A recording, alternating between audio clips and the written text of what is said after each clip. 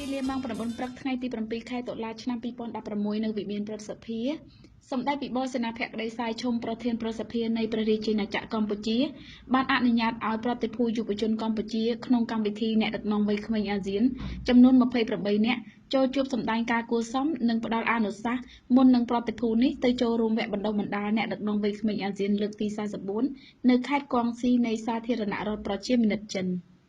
ក្រៅពីបានថ្លែងអំណរគុណយ៉ាងជ្រាលជ្រៅចំពោះសម្ដេចប្រធានព្រឹទ្ធសភាលោកជាវ៉ាន់ច័ន្ទប្រធានប្រតិភូ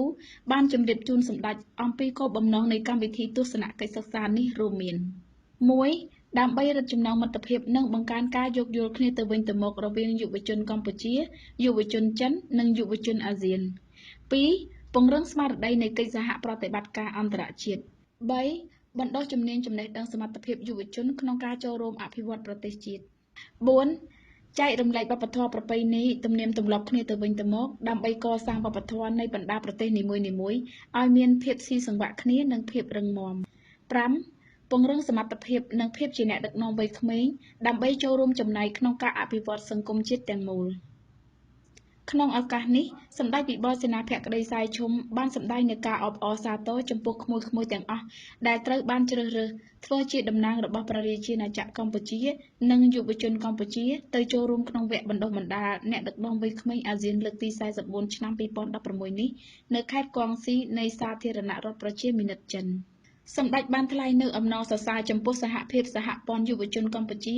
ដែលបានរៀបចំកម្មវិធីនេះឡើងដើម្បីផ្ដល់ឱកាសដល់យុវជនកម្ពុជាបានពង្រីកនូវចំណេះដឹងរបស់ខ្លួននិងស្វែងយល់អំពីតួនាទីរបស់យុវជនក្នុងការអភិវឌ្ឍសង្គមជាតិ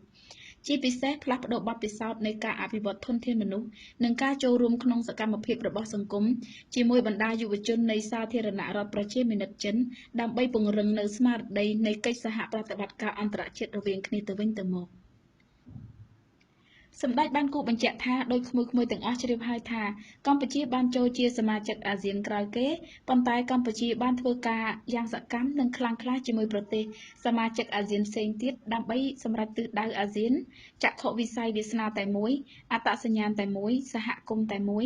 ដែលជាសហគមន៍ផ្អែកលើវិធានច្បាប់ផ្អែកលើប្រជាជននិងយកប្រជាជនធ្វើជាស្នូលនៃការអនុវត្តសម្ដេចបានមានប្រសាសន៍ថាក្មួយៗទាំងអស់ដែលបានរស់នៅរៀនសូត្រនិងធ្វើការងារនៅក្នុងដំណាក់កាលបច្ចុប្បន្ននេះអាចចាត់ទុកថាជាសំណាងខ្ពស់ណាស់របស់ក្មួយៗពីព្រោះក្មួយៗបានរស់នៅបំពេញការងារឬក៏រៀនសូត្រក្រោមការថ្នាក់ថ្នមថែបំពន់ពីសំណាក់មាតាបិតាពីសហគមន៍ហើយជាពិសេសពីការយកចិត្តទុកដាក់របស់រាជរដ្ឋាភិបាលក្នុងការបណ្ដុះបណ្ដាលក្មួយៗទាំងអស់ឲ្យមានចំណេះដឹងចំណេះធ្វើទាំងបទពិសោធន៍ដែលក្មួយៗទាំងអស់ជាទំពាំងស្នងឫស្សីជាអ្នកបន្តវេនការពារកសាងនិងអភិវឌ្ឍប្រទេសនាពេលអនាគត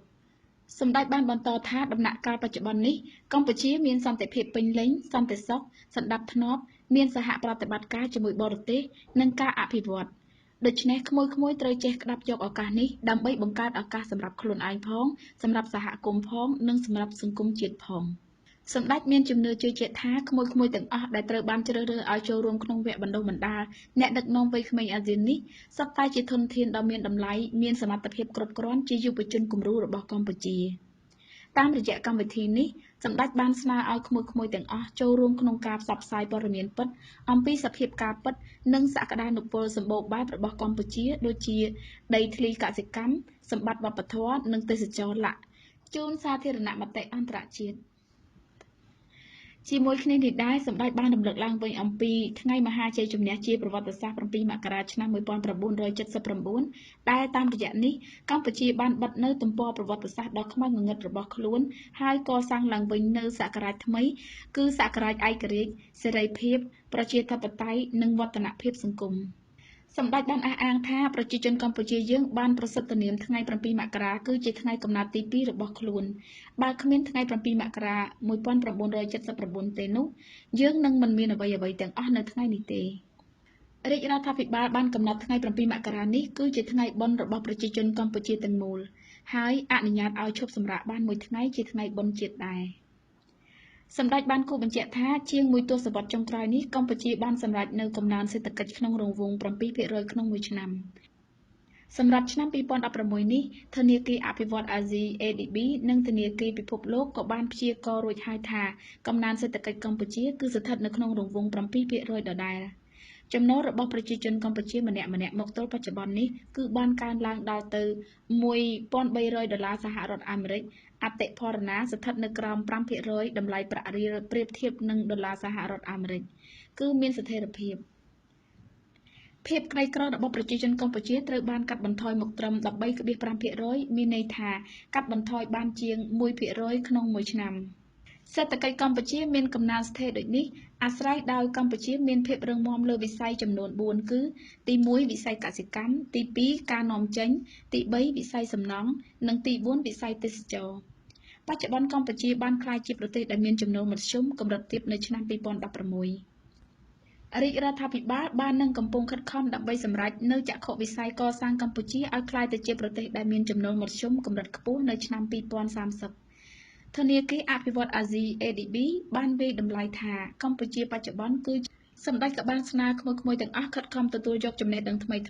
ដើម្បីបង្កើនការយល់ដឹងបង្កើនសមត្ថភាពគុណភាពនិងបទពិសោធន៍របស់ខ្លួនដើម្បីយកមកផ្សព្វផ្សាយក្នុងចំណោមយុវជនកម្ពុជាក៏ដូចជាដើម្បីយកមកពិចារណាច្នៃអនុវត្តឲ្យសមស្របតាមសភាពជាក់ស្ដែងទៅតាមមជ្ឈដ្ឋានដែលក្មួយៗកំពុងរស់នៅកំពុងរៀនសូត្រឬក៏កំពុងធ្វើការងារសម្ដេចប្រធានប្រសិទ្ធិក៏បានផ្ដាំផ្ញើដល់ក្មួយៗទាំងអស់ត្រូវចេះស្រឡាញ់យោគយល់អធ្យាស្រ័យសាមគ្គីគ្នានិងធ្វើការងារជាក្រុមឲ្យបានល្អដើម្បីនាំមកនូវកិត្តិយសជូនប្រទេសកម្ពុជានិងសូមជូនពរដល់ក្មួយៗទទួលបានជោគជ័យសុខភាពល្អព្រមទាំងទទួលបាននូវអនុស្សាវរីយ៍និងបទពិសោធន៍ល្អៗត្រឡប់មកប្រទេសជាតិមាតុភូមិរបស់យើងវិញ